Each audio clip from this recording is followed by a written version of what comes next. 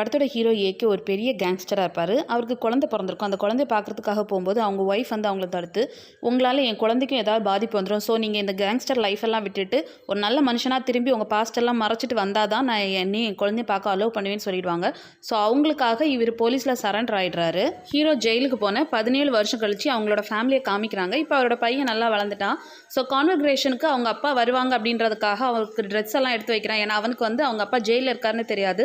ஒரு பிஸ்னஸ் பண்ணுறதுக்காக வெளியூரில் இருக்காரு அப்படி தான் சொல்லி வச்சிருக்கு. அப்பா வர்றதுக்கு இன்னும் 3 மாதம் ஆகும். ஸோ அது வரைக்கும் இவனை எப்படி சமாளிக்கன்னு தெரியாமல் அவனோட அம்மாவும் தாத்தாவும் ரொம்ப யோசிச்சுட்டு இருக்காங்க. பையனோட கிராஜுவேஷன் டேயும் வந்துடுது. ஆனால் ஹீரோ வரல. ஸோ அவன் ரொம்ப நேரம் அவனுக்காக வெயிட் பண்ணிட்டு இருக்கான். முடியல அப்படின்றதுமே அப்பாவுக்கு வீடியோ கால் பண்ணுறான். ஜெயிலில் இருக்கிற ஹீரோக்கு வந்து அங்கே இருக்கிற போலீஸ் ரொம்ப ஃப்ரெண்ட் ஆனனால அவனுக்கு மட்டும் வீடியோ கால் பண்ணுறதுக்கு அங்கே அலோவ் பண்ணுறாங்க, பேக்ரவுண்ட் எல்லாம் சேஞ்ச் பண்ணி. ஸோ அதனால 2 பேரும் வீடியோ கால் பேசும்போது அவன் ரொம்ப கோவமாக சண்டை போட்டு, இப்போ நீங்கள் வரலன்னா இனிமேல் என்னை எப்போவுமே பார்க்க வராதிங்க அப்படின்னு சொல்லி ஃபோனை கட் பண்ணிடுறான்.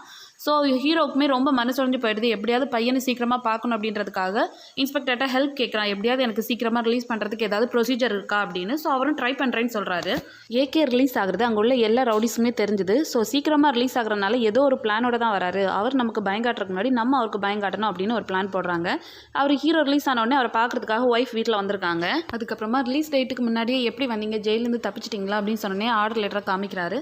அவங்க ரொம்ப சந்தோஷமாக, இனிமேல் என் புருஷனை நான் மிஸ் பண்ண வேண்டாம், என் பையன் என் புருஷனை வந்து மிஸ் பண்ண வேண்டாம் அப்படின்னு சொல்லி கொஞ்சம் எமோஷனாக பேசிகிட்டு இருக்காங்க. நீங்களும் பையனும் இது வரைக்கும் மீட் பண்ணதே இல்லை. நீங்கள் 2 பேரும் மீட் பண்ணுற ஃபஸ்ட்டு செகண்ட் ரொம்ப ஸ்பெஷலாக இருக்கணும்.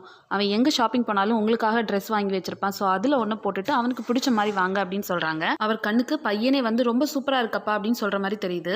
ஏர்போர்ட்டுக்கு போகலாம் அப்படின்னு சொல்லி கிளம்பி போகும்போது ஹீரோ வந்து ரவுடிஸ் எல்லாரும் அட்டாக் பண்ணுறாங்க. இது எல்லாத்தையும் பார்த்து ஹீரோயின் ரொம்பவே பயப்படுறாங்க. ஏர்போர்ட்டுக்கு போனதுமே நீங்கள் என் கூட வர வேணாம், நீங்கள் வந்து என் பையனுக்கும் மறுபடியும் பிரச்சனை வந்துடும். ஸோ இந்த பிரச்சனை எதுவும் இல்லாமல் என் பையனை பார்க்க வரதா இருந்தால் வாங்க அப்படின்னு சொல்லிட்டு அங்கேருந்து கோவமாக போயிடுறாங்க. ஸோ ஹீரோ அங்கேருந்து வீட்டுக்கு போய் அவரோட பழைய கன்ஸ், அவரோட பழைய ஃபோட்டோ எல்லாத்தையுமே வந்து டிஸ்ட்ராய் பண்ணிடுறாரு அங்கேருந்து. அதுக்கப்புறமா அவர் ரோட்டில் சும்மா நடந்து போகிறாரு. அவர் நடந்து போகிறத பார்த்து எல்லா ரவுடிஸுமே அவர் பின்னாடியே ஃபாலோ பண்ணுறாங்க. அவர் ஒரு பெரிய பில்டிங்குள்ளே போகிறாரு. எல்லாருமே உள்ளே போகிறாங்க. அப்போ ஒருத்தர் மட்டும் இல்லை, நான் உள்ளே வரமாட்டேன், என்ன நடக்கும் எனக்கு தெரியும், ஸோ நீ வேணா போ அப்படின்னு சொல்கிறாரு. ஹீரோ வந்து தனியாக வந்திருக்கனால அவரை எப்படியோ கொலை பண்ணிடலாம் அப்படின்னு யங் ஸ்டேஜஸில் இருக்க சின்ன ரவுடிங்க எல்லாம் பிளான் பண்ணுறாங்க. ஹீரோ வந்து நான் என் ஃபேமிலிக்காக தான் வந்திருக்கேன், மறுபடியும் இந்த தொழிலுக்கு வர்றதுக்காக இல்லை அப்படின்றது சொல்கிறாரு.